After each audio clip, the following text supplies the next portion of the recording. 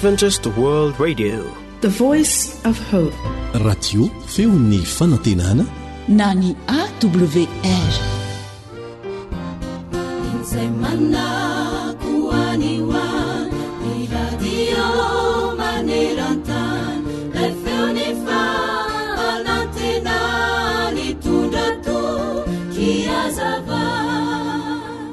Efa fanao nyity taon-tsaha iray ny mivarotra dibera amin'ny mpanao mofo iray teo an-tanàna misy azy.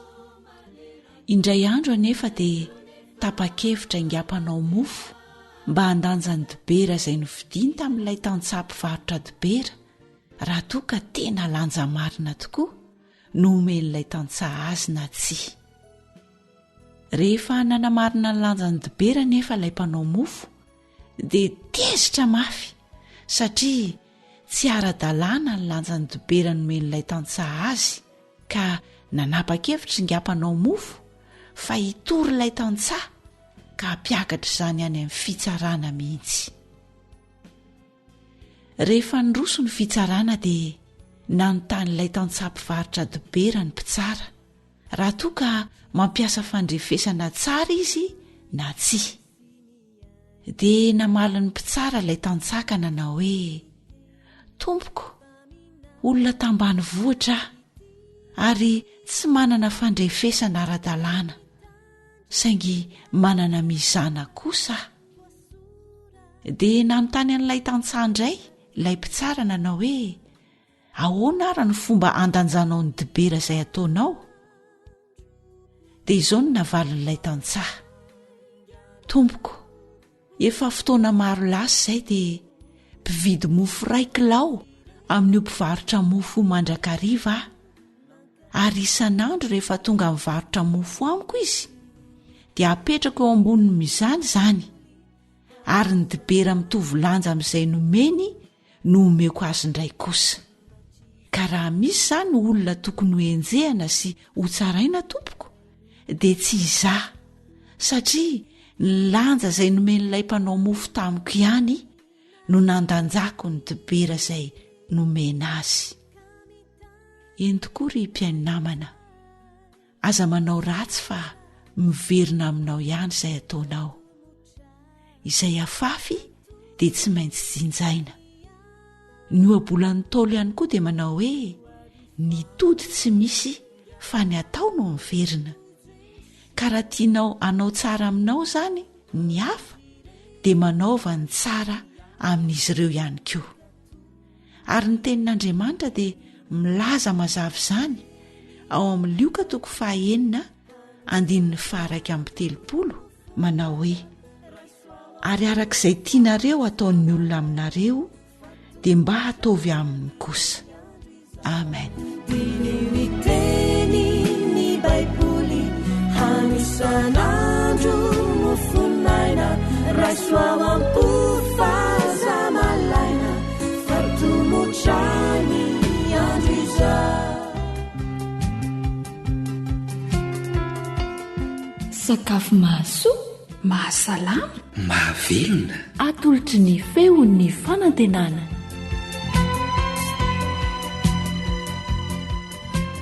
Odiny ato mankasitraka anao na ampiatrano sy manongila tsofina manaraka ny onjam-peon'ny feon'ny fanantenana. Tsy ampiandrelanao zahay fa androso avy hatrany ireo masaka mahasoa no vombininay ho anao.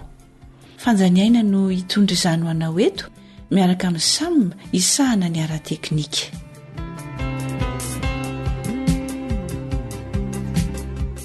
Ikarakara ovy atao salady indray isika amin'ity ity.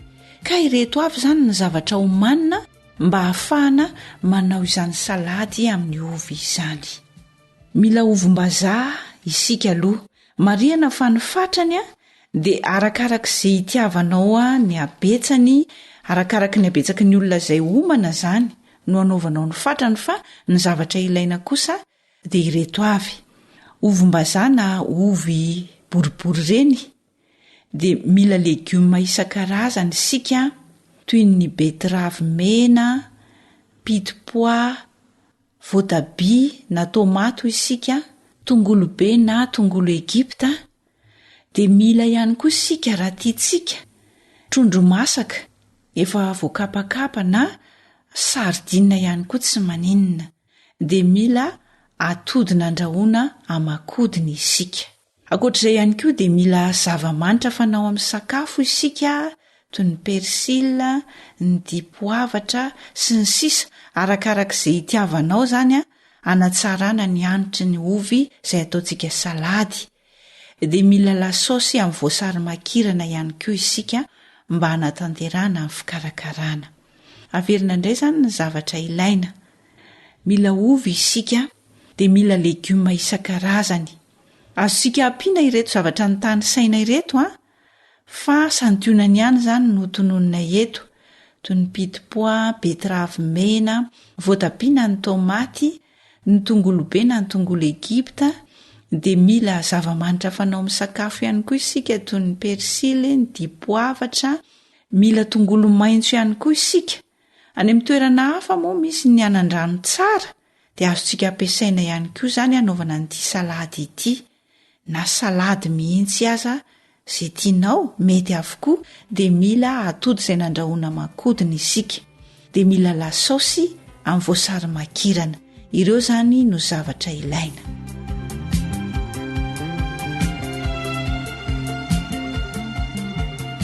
Rehefa avonina ny zavatra rehetra dia andao isika hiroso amin'ny fikarakarana. Sasana ny ovy aloha voalohany indrindra dia avy eo andrahoina aman-kodiny. Etsendanin'izay dia sasantsika madio tsara avokoa ny legioma rehetra izay ny tany saina teo. Dia rehefa voasasa, voasana ny tongolo be dia tetehana madinika. Toy izany ihany koa ny voatabia na ny tomaty, voasana dia tetehana madinika. Na ihany koa tetehana boribory arakarak'izay itiavantsika azy.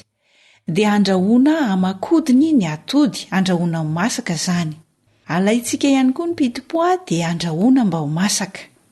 Ny betravy mena dia azontsika atao ny mikika izany avy hatrany amin'izy manta iny, na alaitsika ilay izy dia andrahoina aloha voasana izay vao tetehana arakarak'izay tiantsika.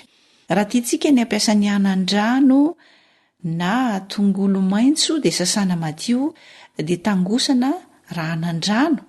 Raha ohatra kosa ka tongolo maitso dia tetehana madinika rehefa voasasa. Rehefa voaomana ny zavatra rehetra dia alaitsika ilay ovy izay nandrahoina tery aloha. Dia tsihifina tsara dia voasana ary tetehana boribory ny ovy zany. Rehefa vita izay dia ampifangaroana ao anatin'ny ovy io ny legioma rehetra izay efa nomantsika teo aloha. Raha ohatra moa ka tiantsika ny anampy izany amin'ilay trondro dia nofo-trondro efa masaka zany no ilaitsika. Nofo-trondro efa masaka ny tetitetehana madinika na ny potserina arakarak'izay itiavantsika azy, na sardina ihany koa dia mety. Dia manao lasosy amin'ny voasary makirana isika toy ireny mahazatra ireny. Dia asiantsika persily voatetika sy dipoavatra. Dia afangaro avokoa izy rehetra rehefa andeha hihinana dia hitanao fa ho tsara tokoa ny tsiron'izany ovy amin'ny salady izany.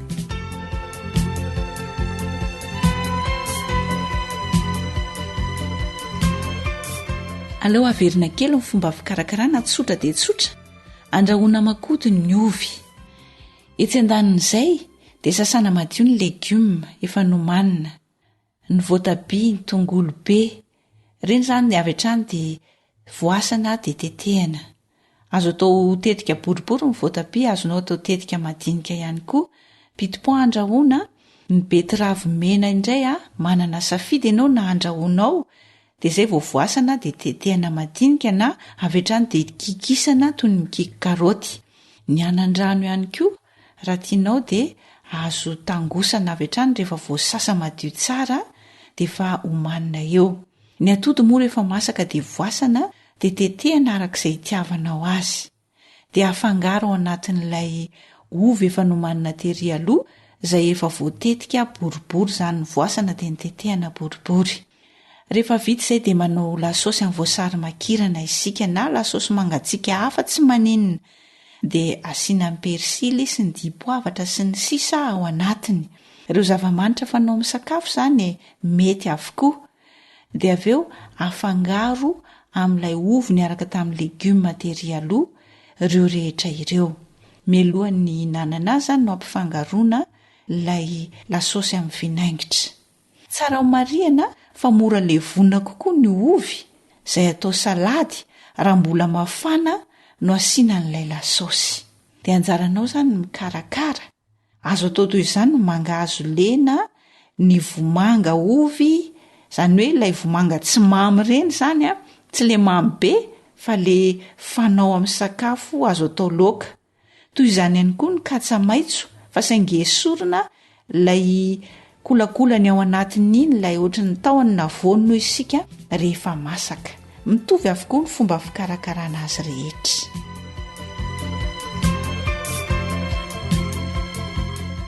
Dia izay ny masaka azo natolotra. Misaotra anao nanaraka sy nanongilatsofina ny aino izany. Mahazo tondray ary mikarakary, ovaovaina ny fahandro ao atokantrano ao. Dia manome fotoananao amin'ny manaraka indray ho tahin'Andriamanitra.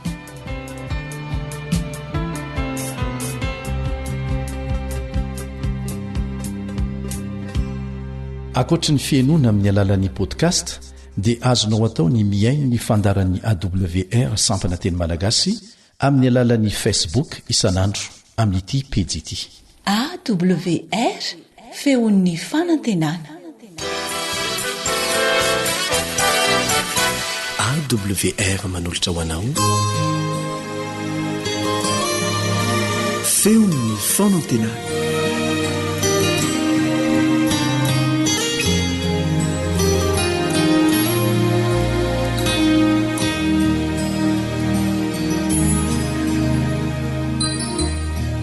Araraoty miaraba sady manasanao anaraka ny dinikatra amin'ny farany na manao kaleba andretsikivy. Eo amin'ny fiainantsika dia matetika ny tsy hita loatra ny hatsara ny zavatra iray raha tsy efa tsy eo intsony izy io. Tsy sapafiry ohatra ny hatsara ny andro mafana raha tsy efa mamely ny hatsika amin'ny andro ririnina. Rehefa tsy eo intsony ny ray aman-dreny vao tena tsapa ny nahasarobidi ny fisian'izy ireo. Sarobidy toy izany koa izao fotoana iainantsika izao, izay mbola azoantsika misafidy izay tiantsika atao eo amin'ny lafim-piainana rehetra. Tsy ho mandraka izay nefa izao fotoana malalaka izao, satria na ny baiboly na ny toe-javatra misy eto an-tany na ireo manam-pahaizana tsy mivavaka aza dia samy manambara fa mihamanakaiky ny fahataperan'ny tantaran'ity planeta tany ity. Tsy natao hampiororo ny filazana an'izany fa filazana ny zava-misy fotsiny. So ihany aza fa fantatra ny amin'izany mba hiomanana ny amin'ny zavatra hitranga manaraka. Ny vaovao mahafaly dia tena misy tokoa famonjena ho an'izay tia hovonjena. Andesika hijery ny sary farany ity planeta ity ary hitady izay fomba hamonjenantsika ao amin'ny tenin'Andriamanitra. Andeha aloha hivavaka isika.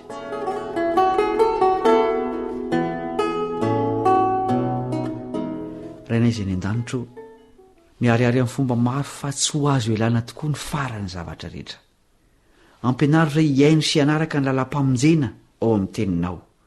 Amin'ny anaran'i Jesosy. Amen.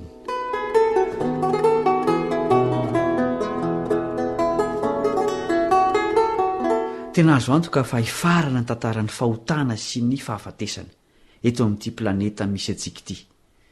Izao ny tenin'Andriamanitra amin'ny alalan'i Daniel. Daniel 12:2. Daniel 12:2. Ary maro amin'izay matory eo amin'ny vovoky ny tany no hifo, ny sasany ho amin'ny fiainana mandrakizay ary ny sasany ho amin'ny henatra sy ny latsa mandrakizay. Milazany amin'ny andro farany sy ny hafarantsika olombelona Daniel leto. Hiteto fa izara roa ny olona rehetra nandalo teto amin'ity planeta ity. Andeha indray ny fanambaran'i Jesosy novakitsika. Mateo 7:20. Mateo 7:20. Sady mampianatra azy hitandrina izay rehetra nandediko anareo, ary indro izaho momba anareo mandrakariva ambara-pahatonga ny fahataperan'izao tontolo izao. Jesosy mihitsy eto ny manambara fa ho tapitra izao tontolo izao. Mampanakohako an'io afatra momba ny andro farany io ireo apôstôly. Anisan'ireny Petera. Andeo vakitsika ny teniny. Petera 2:1-10. Petera 2:1-10. fa ho avy tahaka ny mpangalatra ny androny tompo ary amin'izany ny lanitra dia ho lasany firimorimoana mafy ary ho levony afy ny tenany zavatra rehetra ka hodorana avokoa ny tany sy ny asa izay eo aminy. Koa raha levona toy izany izao zavatra rehetra izao dia olona tokony hanahoana moa ianareo amin'ny fitondrantena masina sy ny toe-panaharaka an'Andriamanitra sady manantena no mampahafaingana ny havian'ny andro an'Andriamanitra izay hamay sy halevona ny lanitra ary andory sy hampiempo ny tenany zavatra rehetra. Santionany amin'ny fanambarana momba ny andro farany ireo andininy ireo fa mbola be deaibe no azo vakiana. Milaza miloha Andriamanitra amin'ny alalan'ny mpaminany sy Jesosy ary ny apôstôly fa sady ho fandringanana no famonjena ny andro hifaranany tantarany tany. Tsy hisy ho mpijery fotsiny amin'izay fa na isika ho very na ho voavonjy. Izao zany ny fotoana mety havanana amin'io Andriamanitra mpanjaka ny mpanjaka sy tompony tompo fa tsy rehefa miorooro ny tendrombohitra ary mandositra ny nosy. Efa asehon'Andriamanitra mialoha ny zavatra rehetra hitranga amin'izany andro izany. Izao ny zavatra hitranga. Isaia 5:5. Ho foanany tsisy mandrakizay ny fahafatesana ary Jehovah Tompo hamafa ny ranomaso amin'ny tava rehetra sady hanafatondromasony olona eny amin'ny tany rehetra fa Jehovah no efa niteny. Ary ho lazaina amin'izany andro izany hoe indro Andriamanitsika izay nandrasantsika hamonjy antsika, indro Jehovah izay nandrasantsika, koa dia aoka ho faly sy ho ravoravo amin'ny famonjeny isika. Na dia samy mpanota aza zany ny olombelona rehetra dia isy ahazaka ny fisehoany voninahitr'Andriamanitra. Mahavelim-panantenana izany. Inona kosa ny tranga amin'ny tokony olona faharoa. Apokalipsy 4:1-12. Apokalipsy 4:1-12. Ary ny mpanjaka ny tany sy ny lehibe sy ny mpifehy arivo sy ny mpanan-karena sy ny lehilahy mahery mba amin'ny andevo rehetra sy ny tsy andevo rehetra dia niery tao amin'ny lavaka sy tao amin'ny vatolampy eny tendrombohitra. Ary hoy izy tamin'ny tendrombohitra sy ny vatolampy, mianjera aminay ka hafeno izay amin'ny tavan'ilay mipetraka eo ambonin'ny seza fiandrianana sy amin'ny fahatezerany zanak'ondry fa tonga ny andro lehibe ny fahatezerany ireo ka iza ny mahajanona. Diniora karazan'olona amin'ity antoko ity: mpanjaka, lehibe, mpifehy arivo, mpanan-karena, lehilahy mahery, andevo sy tsy andevo. Toa mahagaga satria tsy avy amin'Andriamanitra ve ny ariana sy ny fahombiazana eto tany? Ry mpiaino namana, aoka isika tsy ho voavitaky ny miseho ivelany satria Andriamanitra irery no mahafantatra ny eo am-pontsika. Tsy milaza akory ny tenin'Andriamanitra hoe ny mahantra ho vonjena fa ny mpanan-karena ho very. Tsy izany ny maridrefy ny fahaverezana sy ny famonjena. Mazava ny zavatra takian'Andriamanitra ho an'ny olona rehetra, na ho an'ny mahantra, na ho an'ny antoniny, na ho an'ny manan-karena. Tsotra ny fepetra. Apokalipsy 7:17-17. Apokalipsy 7:17-17. Ary anankiray tamin'ny loha olona namalaka nanao tamiko hoe: iza moa ireo miakanjo fotsy lava ary avy taiza izy? Fa hoy zaho taminy: tompoko, ianao ny mahalala. Dia hoy izy tamiko: ireo no avy tamin'ny fahoriana lehibe ary ny akanjo ny sasany sy ny fitsiny tamin'ny rany zanak'ondry. Ary noho izany dia mitoetra eo anolohan'ny seza fiandrianan'Andriamanitra izy ka manompo azy andro manalina eo amin'ny tempoliny. Ary ilay mipetraka eo ambonin'ny seza fiandrianana dia hamelatra ny trano lainy andrakotra azy. Tsy honona na angitahita intsony ireo ary tsy haninona azy ny masoandro na izay hafanana akory. Fa ny zanak'ondry izay eo afovoan'ny seza fiandrianana no mpiandry azy ka hitondra azy ho amin'ny loharanony ranonaina ary ho fafan'Andriamanitra ny ranomaso rehetra amin'ny masony. Fitafiana no tsotsoro-mamba isarahan'ny very sy ny voavonjy. Tsy fitafiana rabaka teny akory izany fa toetra no sasana sy no fitsina tamin'ny rany zanak'ondry. Tsy izy io zanak'ondry io fa Jesosy, ilay nanotra ny ainy ho fanavotana ny mpanota maloton'ny fahotana. Simba ny isika sady malotony ny faratsiana. Tsy afaka hiara-monina amin'ilay Andriamanitra masina isika raha tsy manadio ny tenantsika, izany hoe miova ho tahaka an'i Jesosy, zanak'ondry tsy misy kilema. Izao ny fotoana mety ialana amin'ny ratsy sy hanarahana ny dino io zanak'ondry io ao amin'ny soratra masina manontolo. Naneho ny marina tamin'ny teniny sy ny fiainana izy, ary izany famarinana izany no toetra tafiana izay maniry ara-monina aminy mandritra ny mandrakizay. Tokana ny marina dia Jesosy Kristy mpamorona, mpanome lalàna, mpanavitra ary mpanjaka ho avy tsy ho ela amaly ny olona rehetra araka ny asany. Mbola manome fotoana ho an'izay velona rehetra izy mba hiverina aminy. Izao ny teniny: ny tompo tsy mahela ny teny fikasany araka izay ataon'ny sasany ho fahelany, fa maro-po aminareo izy ka tsy tiany ho very fa mba ho tonga amin'ny fibebahana izy rehetra. Petera 2:7. Miantso ny olona rehetra hiavana aminy izy dia ny mbola misy ny fotoana. Izao no antsony amin'ny alalan'ny mpaminany Isaia. Isaia 7:7. Isaia 7:7. Tsy misy fahatezerana ato amiko, enganyka isy hery silo tao anatrehako ediko, dia iroatako ireo ka hodorako avokoa. Fa raha tsy zany dia aoka hifikitra amin'ny hery kokosa izy ka hiavana amiko. Eny, aoka hiavana amiko izy. Tsy manana afa-tsy nino isika satria tsy antsika ny ampitso. Andeha isika hiavana amin'ny mpamonjy anio hivavaka isika. Ranaiza ny an-danitro, sokafo ny maso anay ahita fa tsy manana afa-tsy nino izahay amintsina sy anasahana ny fitafianay amin'ny ran'ilay zanak'ondry. Omeo ery izahay hialana amin'ny loto eto amin'izao tontolo izao izay mandoto ny fitafianay. Azony eo amin'ny lalan'ny fahamarinana izahay mandra-piveriny Jesosy eny amin'ny raony lanitra. Amin'ny anarany no angatahanay izany vavaka izany. Amen.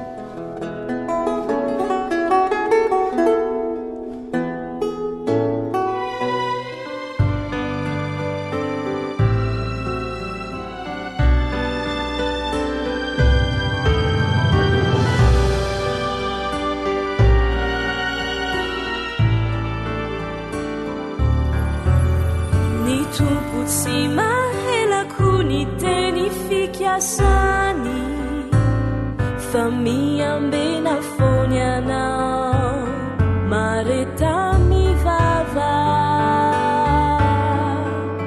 ny fatanterany de tsy voatery androany ka zatodonay anao mba mijorosay maharimpo izy jereo nalatsany ny rany mba hamonjena asianao tadidinao ve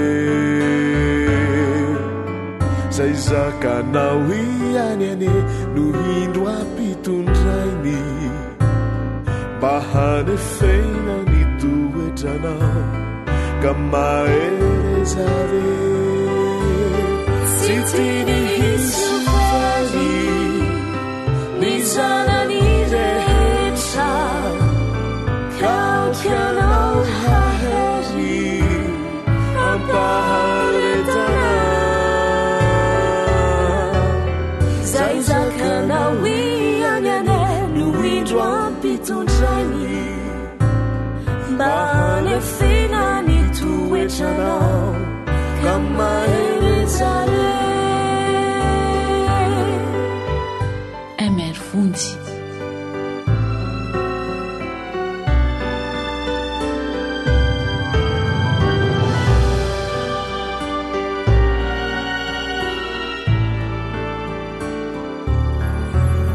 maharimpo izy jereo nalatsany ny rany mba hamonjena asianao tadidinao ve zay zakanao iany ane no indro ampitondrainy mba hanefena ny toetranao ka maherezare tsy tiny hisofary mizanany rehetra kaotianao hahery ampaharetana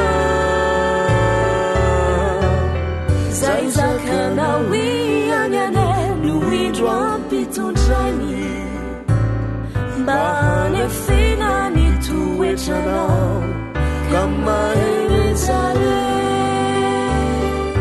teny hisofary mizanany rehetra kaokianao hahery ampahareta zay lay onjany fanantenana zay zakanao ianyane no indro ampitondrainy mba hanefinany toetranao ka maherezare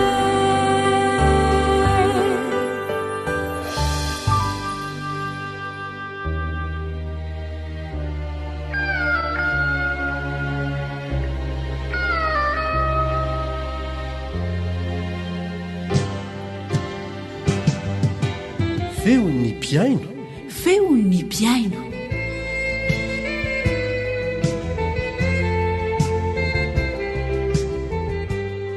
sotran'andriamanitra isika fa tafahoaneto indray amin'ny alalan'ity fandarana antsoina hoe feon'ny piaino ity feon'ny piaino izay ahafahantsika miaino ny feonao piaino mijoro vavolombelona vokatry ny fanandramana manokana nataonao miaraka tamin'ilay andriamanitra namorona sy namonjy anao miarabanao ny namanao Elion André Mitantso ary manasanao hanaraka fandarana manokana amin'ny tian'io ity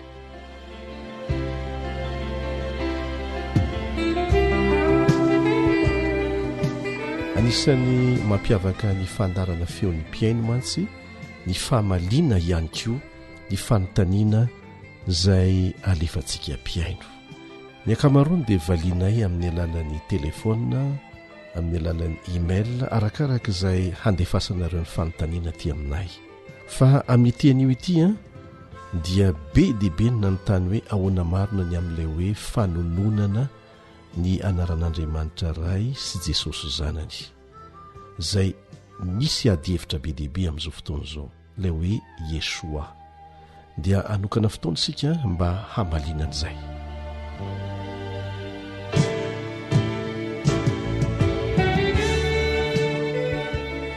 eny ary misy milaza fa raha tsy Yeshua misy koa manao hoe Yeshua no anarana iantsonan'i Jesosy satria izay no anarany amin'ny teny hebreo izay no anarana iantsona azy amin'ny teny hebreo hoe Yeshua raha tsy izay hono no ampiasaina rehefa mivavaka dia tsy mihaino ny vavaka ataonao Andriamanitra marina ve zany hovaliantsika izay fanontaniana izay anio afaka mandray penina sy mitana ny soratra tsara ianao ringana ny oloko noho ny tsy fahalalana hoy Jehova ao amin'ny Hosea 4:1 raha tsy fantatry ny olona ohatra ny lalàna mifeny fananan-tany dia mety ho lasan'ireo olona izay mahalala an'izany ny taniny amin'ny fomba fetsy dia fetsy halatra moa no ilazana an'izany na ahoana na ahoana dia tahaka an'izany koa amin'ny famakiana ny tenin'Andriamanitra rehefa tsy mahalala ny marina isika satria tsy mamaky tsy mianatra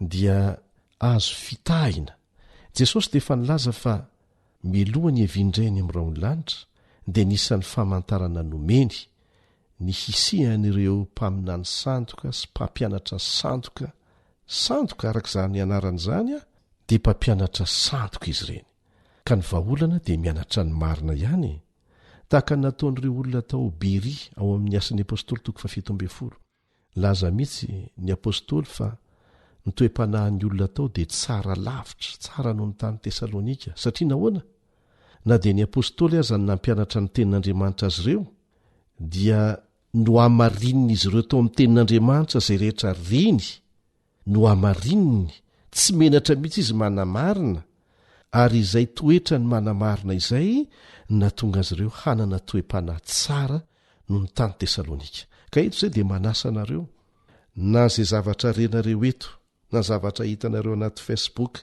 na hitanareo amin'ny tele na hitanareo amin'ny boky na inona hamarino amin'ny tenin'Andriamanitra re tompoko aoka tsy ho menatra manao an'izany aoka tsy ho tratra an'ilay hoe ka dia efa paster efa malaza io ve mpamoaka demoni io ve dia andainga tsia mifangaro marina nge ny lainga amin'ireny fampianarana entin'ny mpaminany sandoka sy ny mpampianatra sandoka reny ka matoa Jesosy nampitandrina dia mila mitandrina isika resaka kliantelisma ny akamarony ataon'ny fitadiavam-bola ny fivavahana dia mitady zavatra mety mampiavaka azy izy dia ino andrebirebeny ianao ka mianara re tompoko ny ten'andriamanitra vakio tsara amarino tsara amin'ny ten'andriamanitra izay rehetra renao ka anisan'izany ny filazana fa fanimbazimbana fanaovana tsinitsinina ny anaran'andriamanitra hony ny fiantsoana azy hoe tompo na koa hoe andriamanitra sy ny hoe jesosy dia milaza izy ireo izay mampiely an'izany fampianaran'izany fa ny fiteny jiosy irery any ny fiteny jiosy irery any hanononana ny anaran'andriamanitra sy jesosy no tokony ho ampiasaina ka ny anarana hoe iaveo izy no tsy maintsy antsoina an'andriamanitra ray ary ny hoe yesoa no tsy maintsy antsoina an' jesosy raha tsy zany dia tsy misy dikany ny fivavahana tsy an'andriamanitra ny fivavahana tsy andaitra ny fivavahana marina ve zany tsara ary ny alalantsika fa raha toa ka fahaditsoana ny mampiasa ny anaran'ny mpamonjy antsika hoe jesosy dia mieloka avokoa izany ireo apôstôly nanoratra ny testamenta vaovao rehetra izay nisoratana tamin'ny teny grika fa tsy tamin'ny teny jiosy tsy nisy tamin'izy ireo mantsy na iray aza nampiasa ny fanononana an' jesosy hoe yesoa nataon'izy ireo aza dia ny nitoro ny filazantsara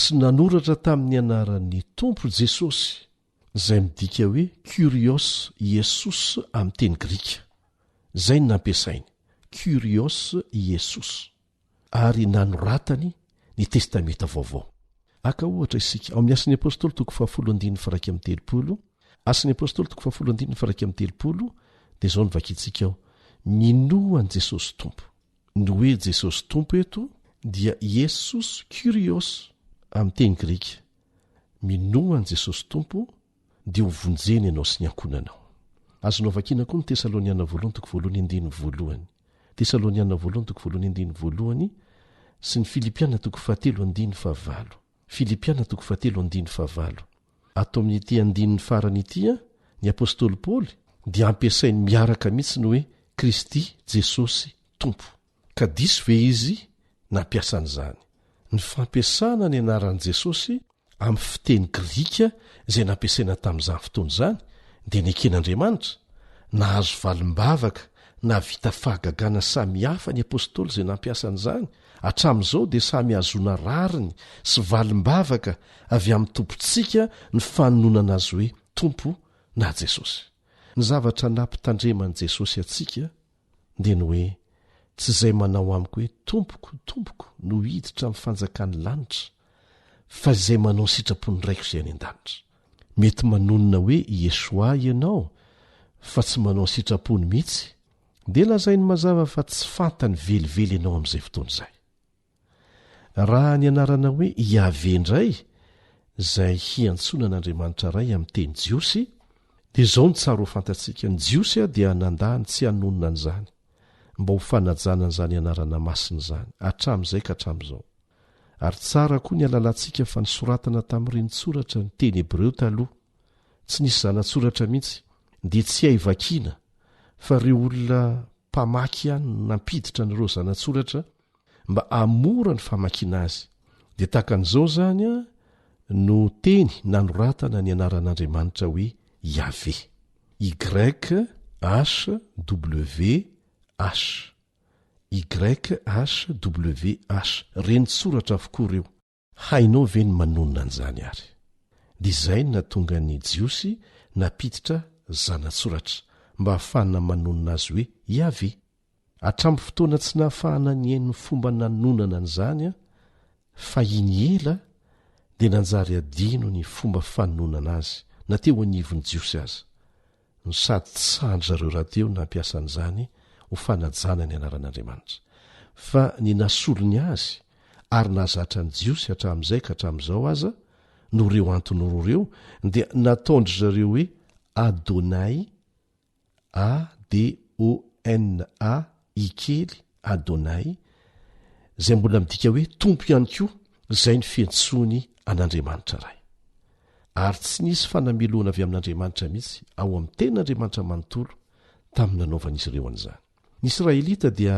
nampiasa anarana samihafa ny antsony an'andriamanitra tao anatin'ny vavaka izay nataon'izy ireo ary tsy natao ohatra mihitsy izy ireo hoe ahazo fanamelohana avy amin'andriamanitra raha nanao an'izany. Aka ohatra isika ao amin'ny Salamo 110 ohatra. Salamo 110 Davida dia niantso ny anaran'Andriamanitra hoe Elohim, izay azo adika amin'ny teny gasy hoe Andriamanitra avy hatrany. Hitantsika izany amin'ny 1, ny 10, ny 17 ary ny 17. Dia ampiasaindray ny hoe Yahve, izay midika hoe tompo. Izay indray ny antsony azy eo amin'ny 1 sy ny 9 amin'ny Salamo 110 ihany. Dia nantsony hoe Yahve Elohim, na koa hoe tompo Andriamanitra, izay no antikanan'izay hoe Yahve Elohim zay, izay indray ny nampiasainy amin'ny 1 hafa. Ka diso ve izy miantso an'Andriamanitra amin'ny anarana samy hafa takan'izay, izay manana ny heviny avokoa arakaraka ny vavaka angatahany. Jesosy izay ohatra lehibe indrindra ho antsika dia tsy nihevitra velively mihitsy fa nanao fahadisoana raha niantso ny anaran'Andriamanitra hoe Eloi, Eloi lama sabakitany teo amin'ny hazo fijaliana, izay midika mazava hoe Andriamanitro, Andriamanitro, nahoana no mahafoy ahy ianao? Tsy teny jiosy fa teny aramianina io nampiasain'i Jesosy io, niantsony an'Andriamanitra iray teo amin'ny hazo fijaliana, kanefa tsy nahadiso azy izany. Raha niteny Jesosy eo amin'ny Marka 4:4-5 Marka 4:4-5 hoe Aba raiko, dia mbola teny aramianina koa no nampiasainy amin'ile hoe Aba. Teny aramianina izany hoe Aba izany, izay midika tsotra hoe ray. Jesosy raha teo dia nampianatra ny mpianany hiantso an'Andriamanitra hoe rainay, rainay izay ny an-danitra, izay tsy nahadiso azy velively, saingy ny faritany tsara hoe rainay izay any an-danitra, fa tsy ray ety an-tany akory. Ny afatry ny anjely voalohany ao amin'ny Apokalipsy 4:10 dia manipika mazava tsara fa natao toriana na hampafantarina ny olona rehetra samy hafa kolotsaina, samy hafa foko, samy hafa fiteny ny filazantsara mandrakizay. Misy dikany lehibe ny nanoratana an'izany ao amin'ny Baiboly no ny antony roa farafahakeliny. Voalohany, be dehibe ny olona tsy halala ny filazantsara raha tsy ampianarina amin'ny fiteniny izany. Ary izany no antony ampiasana teny-pirenena mihoatra ny 300. Radio anankiray fa mampiasa teny-pirenena hatrany amin'ny 300, ny radio Adventiste Iraisam-pirenena, antsoina hoe AWR na Adventist World Radio, izay mandrakotra n'izao tontolo izao amin'ny teny-pirenena mihoatra ny 300. Samy hafa daholo no anonan'ireo an' Jesosy, an'Andriamanitra, araka ny fiteniny, ary aoka tsy ho adinoina fa Andriamanitra ane namorona an'izay teny samy hafa izay niainga avy tao Babely, ka tsy ny teny jiosy ihany no ekeny ho ampiasaina mivoanaiky ny vavaka ataontsika izy. Manaraka izany dia izao, misy antony manokana namaritany eto hoe teny samy hafa ao amin'ny Apokalipsy 4:10, satria misy milaza fa tsy tokony ho tononona afa-tsy amin'ny teny anankiray na amin'ny fomba anononany jiosy azy irery ny tenin'Andriamanitra sy ny anaran'Andriamanitra. Aka ohatra isika ny hoe Shabata, izay no anonana ny hoe Sabata amin'ny teny jiosy. Dia tokony hajanona hoe Shabata hono fa tsy mety amin'Andriamanitra raha hovaina hoe Sabata amin'ny teny gasy, na Sabado amin'ny teny espaniola, na Sabatona amin'ny teny grika, Subota amin'ny teny rosianina, Sabdida amin'ny teny somaliana sy ny sisa. Takan'izany koa ny teny hoe Jesosy izay fandresantsika teo, anonana azy amin'ny teny gasy. Izany moa dia nalaina tamin'ny teny anglisy hoe Jesus, dia misy koa manonona azy hoe Jesu, izay nalaina tamin'ny teny frantsay hoe Jésus. Yeshua ny tena anarana fototra anonana azy amin'ny teny Hebreo, izay midika arabaky teny hoe Yahve na Jehovah ny mpamonjy. Averina ihany izay, mitovy amin'izany koa ny hevitry ny teny hoe Josoahany. Ary satria nadika tamin'ny teny grika ny testamenta taloha, dia izao ny dika ny teny hoe Yeshua amin'ny teny grika Yesus. Averina ihany izay, tsy mampanina manao teny averina satria fiaraha-mianatra ity. Tsy avy aminy hoe Jes, velively ny fototenina kanany hoe Jesosy tompoko. Fahadisoana izany. betsaka ny mampiasa ny teny hoe Yeshua hamitahana olona be dibe kaoka tsy anaiky ho voafitaka amin'ny zavatra tahaka an'izany isika. Petraka ny fanontaniana ahoana ny amin'ireo olona tsy nahita fianarana kanefa mahazo valim-bavaka mazava amin'ny finoany ny herin'i Jesosy afaka mamonjy azy. Efa nampitandrina melohantsika Jesosy tenany mihitsy hoe tsy izay manonona ny anarany hoe Jesosy na Yeshua na Jesosy ny mpanaraka azy marina fa izay manao ny sitrapony raiko izay any an-danitra. Raha tia maky an'izany ianao dia Matteo 7:1-20 no ahitanao an'izany. Matteo 7:1-20. Ka fanodinana ny saintsika tsy fantoka amin'ny fianarana ny sitrapon'Andriamanitra eo amin'ny fiainantsika no loza hateraka izany. Azonao tohizana eo amin'ny 2:20 sy ny 7:20 ny Matteo 7 ilazany Jesosy azy ary amafisina maro nanao amiko amin'izany andro izany hoe tompoko tsy efa naminany tamin'ny anaranao va zahay, tsy efa namoaka demonia tamin'ny anaranao va zahay, tsy efa nanao asa lehibe maro tamin'ny anaranao va zahay. Tsy pio tsara Jesosy mihitsy miteny hoe tamin'ny anarany ary dia ambarako amin'ny marimarina hoe ny toy ny teny eto hoe tsy mba fantatra akory ianareo hatr'izay mialamiko ianareo mpanao meloka. Ka mety hanonona ny anarany hoe Yeshua na Jesosy na Jesosy ny olona anankiray hoentiny mampianatra na misandoka hanaovana fahagagana mihitsy aza fa fahagagana avy amin'ny Satana.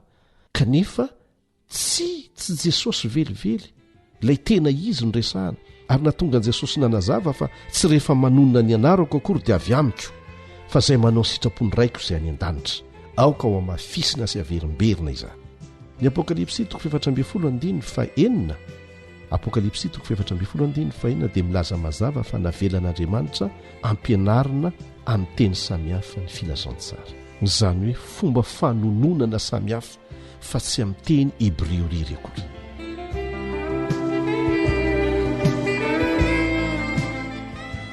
Misy fijoroana vavolombelona izay tiako zaraina aminao eto am-pamaranana.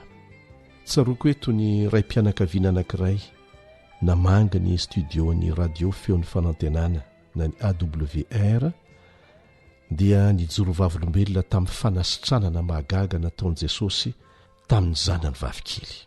Narary mafy io zazy io ary efa tsy vita ny hopitaly tsony, efa nianangatsika tanteraka sady tsy nahatsiaro tena ilay zaza raha nentiny nody aingana tany an-tranony.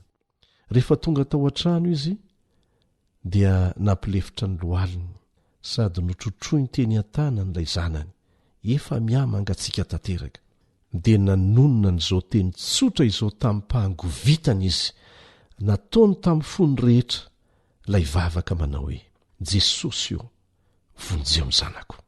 Zay ihany, tsy nisy sasy teny, tsy misy famarana teny, tsy misy fanamboamboarana fa zay ihany.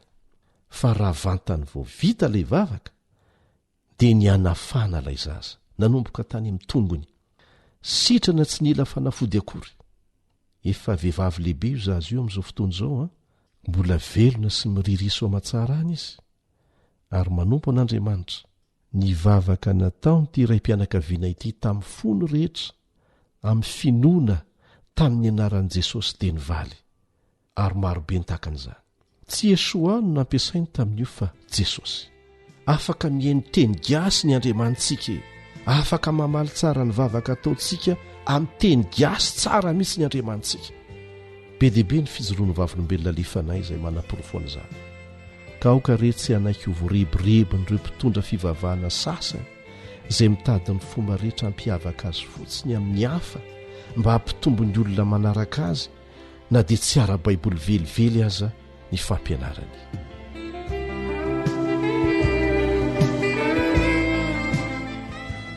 Eto am-pamaranana dia manentana antsika arak'izay voambaro ao amin'ny Apokalipsy 1:13 raha tiantsika ny ho sambatra amin'izao andro akatoko ny fiavian'i Jesosy indray ny amin'ny raolanitra izao dia arao izay voalaza.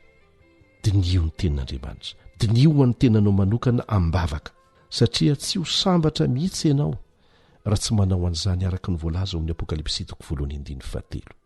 Ny tompony ombanao ary hamme fahazavantsainanao amin'ny fikaroanao amin'ny fotsotra ny fahamarinana ary mba hitondranao amin'ny tena famonjenana izany. Amen.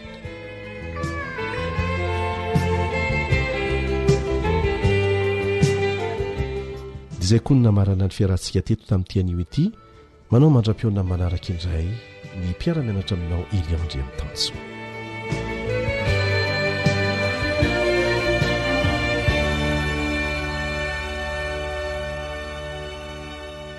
AWR téléphone 033 37 106 13 034 06 797 62.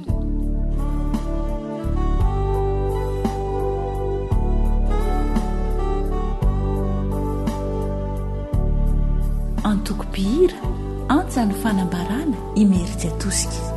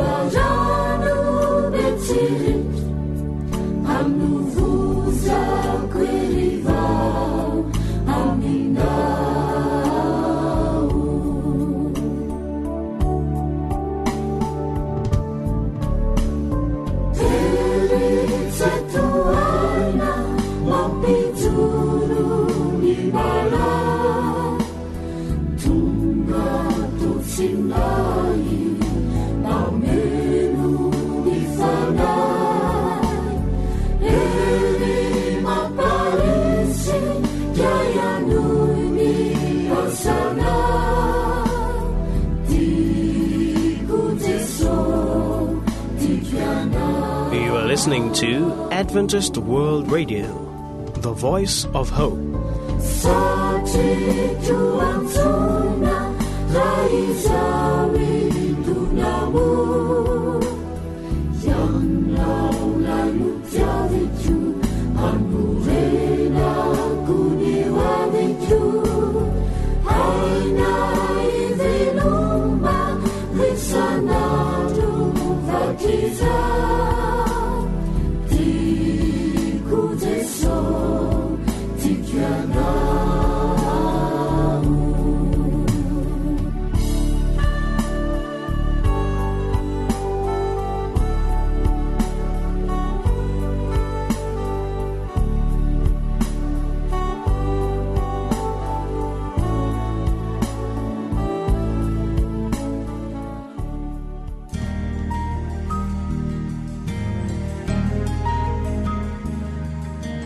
Faniteninao no fahamarinana.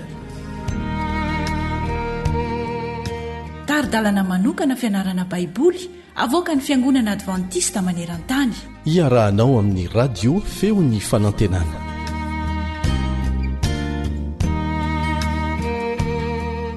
ampifaliana tanteraka no ianako aminao indray amin'ity an'ity ny namanao ry sarandrianjatovo no manoloananao amin'ny alalan'ny feo ary mazava ho azy fa ny radio advantista maneran-tany no renesinao amin'izao fotoana izao.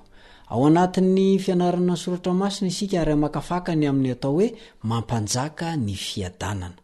Manahoana indray ny amin'izany hoe mampanjaka ny fiadanana izany. Asaiko ianao mba hanana falianana trany ary razonao atao dia mandraisanao to mihitsy. Mialohan'ny anombohantsika dia tsara isika raha ohatra ka hivavaka aloha. Angataka ny fanampian'ny fanahy masina satria ny fanahy masina no nampanoratra ny teny.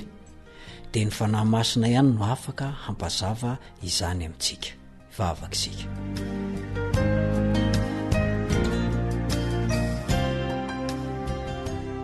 Rainaiza ny an-danitro, misaotra mankatelina, mankasitraka tamin'ny fitantananao tsy misy tomika ny fiainanay. Mamela ny eloka, mamindrafo ary okanao itsinjo ny mpiaino tsirairay naizanaiza misy azy. Ta io ty namako izay miara-mianatra ny soratra masina ity ary oka mba ny fananao masina ne hampitoetra ny teny ao am-ponay tsirairay avy ary mba hiainana izany iandrasanay ny fiviany Jesosy Kristy eny amin'ny raha ao an-lanitra. Ka ny zavatra ho renesinay eto androany dia tena ho zava-misy marina eo amin'ny fiainanay. Amin'ny anaran'i Jesosy no angatana izany. Amen.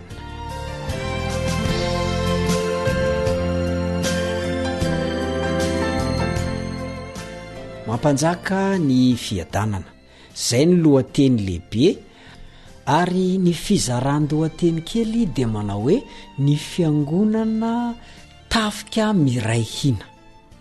Manahoana indray amin'izany hoe ny fiangonana tafika miray hina zany. Ny fomba nandraisako an'io fitantaran'i Paoly mitantarany amin'ny fitaovam-piadiana izay tantarainy ao anatin'io epistiliny io dia jereko tahaka ny hoe olona anankiray misatroka, mikiraro, mikanjo, mitazona fitaovam-piadiana anankiray na anankiroa eny an-tanany. Zay no nandraisako an'io taloha. Kanefa rehefa tena ianarana ny lesona tsy izay le izy. Fa tafika ray manontolo mihitsy. Tafika ray manontolo mihitsy no zavatra entiny eo. Zany hoe rehefa tany Saint Paul zany io fiadian'Andriamanitra toy ny fitaovana ho an'olo tokana io le fekibo, fiarovatratra, kiraro, ampinga, fiarovan-doha, sabatra dia tsy miara-mila tokana na olona tokana hoe miady irery. Tsy zany no resana eo. Ny fanotra amin'izany amin'ny teny Grika zany dia matoan-teny milaza maroana no ampiasainy. Iresana tafika iray manontolo zay. Asa raha azonao le tiako resana. Ho an'ny olona mpianatra dia mahafantatra mahatsikaritra tsara an'izany fa ny verba na matoan-teny ampiasaina eo zany dia teny milaza hamaroana ary olona maro no mampiasa azy. Ka araka ny voalazan'ny 9 fototra ao amin'ny Efesiana 5:7-7 zay milaza hoe ho fanampin'izany rehetra zany dia tano ny finoana ho ampinga izay azahoanareo hamono ny zana-tsipika amin'ny rehetrarehetra izay alefan'ilay ratsy. Ary raisy ny famonjena ho fiarovan-doha sy ny herin'Andriamanitra ho sabatry ny fanahy. Io zany dia midika manamarika milaza hamaroana. Le mahireza eto tsy hoe olona tokana ny tenenina. Le tafio eto tsy olona anankiray ny resana. Ary mazava ho azy moa ilay hoe mba hahazoanareo hifatra. Nareo zany tsy olona tokana. Fa isika ho izy tsy mitolona. Isika zany olona maro zany. Isika tsy mitolona amin'ny nofo aman-draha. Raiso avokoa ny fiadian'Andriamanitra mba hahazoanareo hanohitra. Nareo tsy olona anankiray, tsy olona tokana no resana eo. Matoa izy miteny hoe nareo dia milaza olona maro zany. Zany maneho antsika fa tafika iray manontolo ho voninahitr'Andriamanitra mitiny Paoly ho resana eto. Misy miaramila mahery fo ao mitafy fiadiana ary vonina hamitahiraka. izaso ianao ny eo anatin'ny tafika io teo amin'ny grika sy ny romanina de niankina tamin'ny fiarah-miasan'ireo miaramila tao anatin'ny tafika ny fandresena raha mahay miara-miasa ny miaramila de mandresy izy rehefa tsy mahay miara-miasa izy de resy avetrany indrindra moa raha mahay mifanoana ireo mpanafika de mibata amin'ny fandresena avetrany izy na de mivaivay aza izany aty zany ny toetra miolon'olona teo miaramila anankiray na maromaro zay na tonga faharesena de ny raisina ho toetra baribarianina isika fiangonana ihany koa de tafika anankiray andeha hiatrikady manoloana ny zava-dratsy ataon'ny satana manahoana ny fiarahanao mientana amin'ny mambra tsirairay manahoana ny fiarahanao mientana amin'ny manodidina anao manahoana ny fiarahanao mientana amin'ny mpiara miangona aminao amin'ny ray fiangonana aminao sasana triny zany izao na ianao lay olona miolon'olona andao ialana zany toetra zany iraisan'ny fiangonana manontolo ngele ady ary araka io fomba fijery ara-tafika mazatra io de tiany Paoly asongadina mihitsy ilay hoe firahalaina kristianina fiarah-mientana manoloana amin'ny favalo enjana be favalo mafy be kanefa azo resena tsara rehefa miara-mientana ny tsirairay koa zava-dehibe ny firaisan-kina zava-dehibe ny firaisan-tsaina zava-dehibe ny tsy fisaratsarana averina ihany zany fa tsy miara-mila tokana miady samirery amin'ny ratsy no asehon'ny Efesianina 4:9 ka 10 miantso antsika zany izy itafy ny fiadian'Andriamanitra rehetra tahaka ny tafika mirahina mifanoana miady amin'ny kery hoarin'ny Paoly amin'ny tenan'ny Kristy ny fiangonana araka mivolaza ny Efesianina 1 ny 9:20 sy ny 7:20 ny Efesianina 4 ny 9:1 ka 9:12 ary hoariny amin'ny trano arafitra na tempolin'Andriamanitra ihany koa zany araka mivolaza ny Efesianina 2 ny 9:17 ka 12:20 mbola hoariny amin'ny vadiny Kristy mifanoana amin'ny vadiny koa zany ny fiangonana ary ilay sary anoatra maneho ny fiangonana ho tafika iray amin'Andriamanitra velona no nofidiny Paoly amaranana ny fanasongadinany ny firaisan'ny fiangonana koa satria efa miamanakaiky miantombotra ny andro mahory fepotona farany ao anatin'ilay ady maharitra ny fanandrinana tram'izay ka tram'izao mandra-piavin'i Kristy de tsy fotoana tokony salasalana intsony zao ny amin'ny fanolorantsika tena ho an'Andriamanitra sy ny hanehoantsika toetra mahatoky amintsika samitsika amin'ny mahamiara-mila ny Kristy antsika koa ny fiangonana zany dia tafika mirahina de ampetraka amin'ny fanontaniana hoe mba manahoana zany ny eo amin'ny fiangonantsika ao tena misy ve zany firaisan-kinina zany so de sanatriny zany izao na ianao lay mahatonga tsy firaisan-kinao andao ibebaka andao ifona amin'Andriamanitra andao angataka amin'Andriamanitra mba tsy verina intsony zay toetra hafahafa mahatonga fisaratsarana zay fa ny fiangonan'Andriamanitra de tafika mirahina manoloana ny ady ataon'ny satana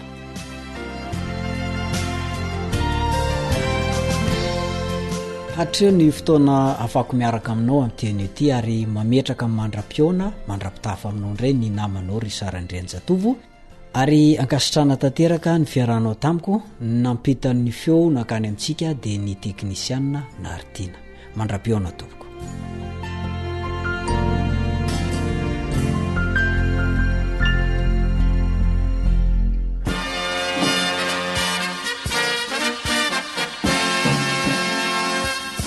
Adventist World Radio, The Voice of Hope.